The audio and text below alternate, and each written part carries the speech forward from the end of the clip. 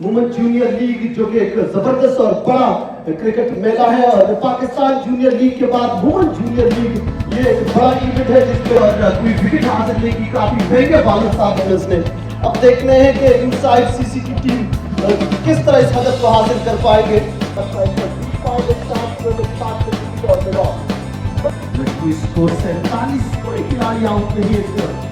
यहाँ पर जो बाहर से लोग आते, गेस्ट प्लेयर आते, जिसने पाकिस्तान के अलावा मतलब अच्छे अच्छे प्लेयर होते हैं, उससे हमें बहुत कुछ सीखने को मिलता है। साफी टाइगर्स की जो बॉलर है वो किस तरह परफॉर्म कर पाते हैं, क्या कोई और यहाँ बहुत सहूलियात है यंगस्टर के लिए, बहुत अच्छा मौका है। और इधर भी टर्फ विकेट है, फैसिलिटी है, वो अच्छी ग्राउंड है, इंतजाम बहुत अच्छी है और कोच बहुत अच्छे है। इधर माशाल्लाह माहौल इन्होंने बहुत अच्छा, जगह के हिसाब से बहुत अच्छा माहौल बनाया हुआ है। अंडर 19 प्लेयर्स के लिए बहुत अच्छी अपॉर्चुनिटी है ये।